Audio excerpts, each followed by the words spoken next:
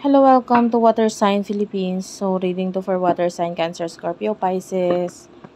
Take only what resonates. Bali, hindi ito magre-resonate sa lahat. So, kunin mo lang yung mga messages na magre-resonate para sa'yo. For cross-watcher, for personal reading, Jing Tarot Reader. Ayan. By the way, sorry nga pala sa setup ko, guys. Medyo kababago ko pa lang ng setup dahil kalilipat ko pa lang po dito sa isang pagre-readingan ko po, pero hindi pa ako nakapag-setup dito. Anyway, ang importante pa rin naman yung reading. Sa pagsha-shuffle lang, masyadong malapit yung camera kasi wala akong dalang stand din sa ngayon. So, pagpasensyahan mo na lang. Anyway, let's start your reading. This is for the sign of Water Sign, Cancer, Scorpio, Pisces. Let's start your reading. Bottom of the deck, medyo maingay guys kasi I don't know, may sunog po ata sa malapit. So, medyo nagdadaanan yung mga ambulansya, fire truck. Pasensya na lang po. Tatry ko na lang lakasan ng konti yung boses ko pag dumadaan sila. Apology, epiphany, and reflection. I feel like for some of you, dinadala ka ngayon kasi kung saan yung purpose mo talaga you do have your purpose. And I feel like someone here is nagkakaroon ng parang nagigising sa katotohanan. We do have your projection and nakikita niya ngayon yung sarili niya, and then parang nare-realize niya yung mga bagay na ginawa niyang mali. Apology is here. This person wants your forgiveness. This person,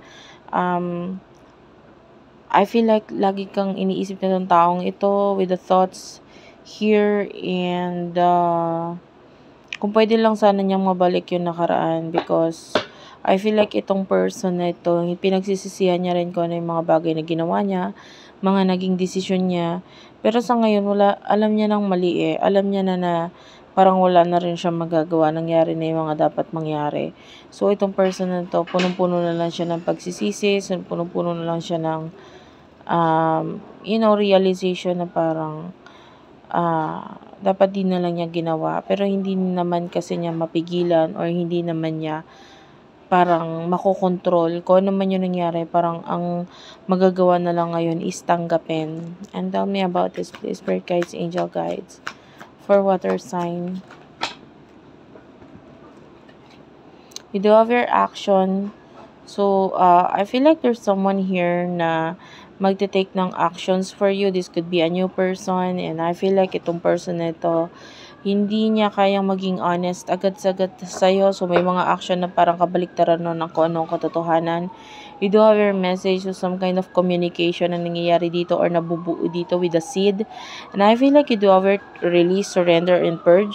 Hayaan mo lang. Kumbaga, kung may communication, may connection from this new person, i-open mo lang ang sarili mo regarding this new beginning. Kasi nakakita tayo ng actions mula dito sa person na ito. And then, this action, sorry about that guys, medyo maingay po talaga.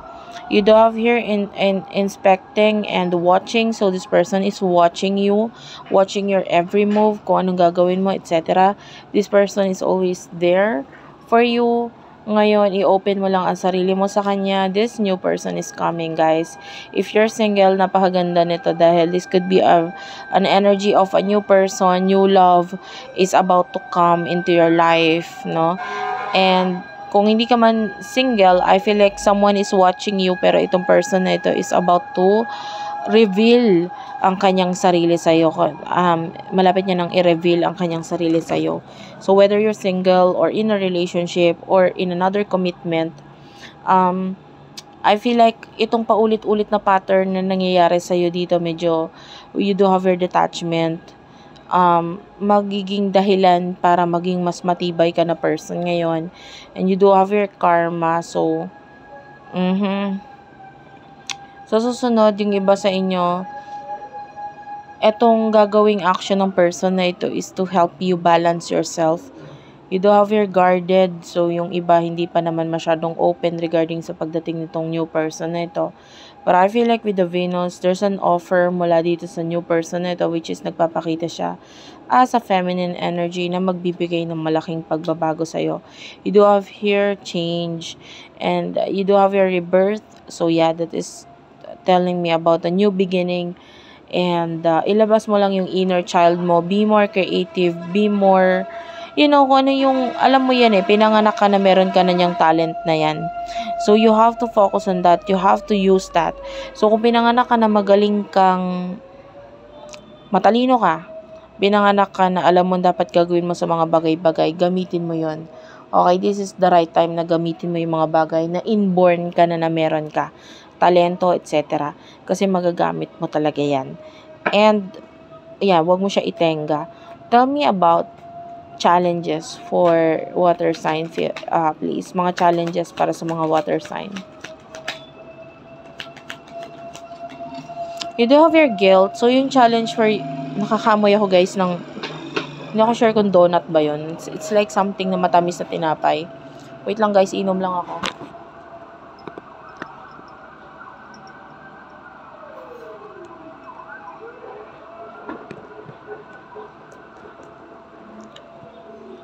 So, maingay po talaga sa aking setup ngayon or sa aking place ngayon kasi medyo, po ito, commercial area po ito Pero, dito na po ako mag-reading sa mga susunod. So, pagpasensyahan nyo na lang guys.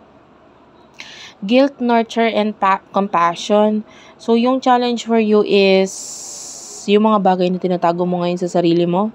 Emotions, stress, etc. Challenge for you is kung paano pahalaga ng sarili mo.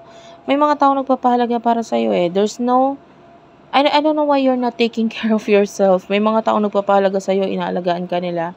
And, ayun, yung iba sa inyo, challenge sa'yo yung purpose mo.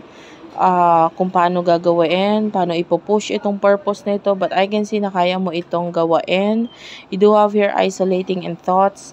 And yung challenge for you is how to control your thoughts na hindi mag-isip ng mga kung ano-ano.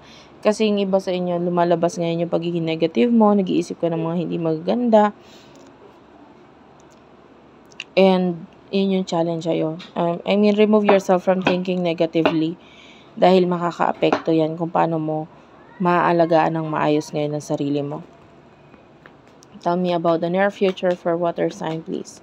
Near future, you do have here past regrets. I feel like someone in the past, in the near future, is magkakaroon ng mga pagsisisi. Nangyayari na ngayon, guys. You do have yourself, or this past person is still expecting you.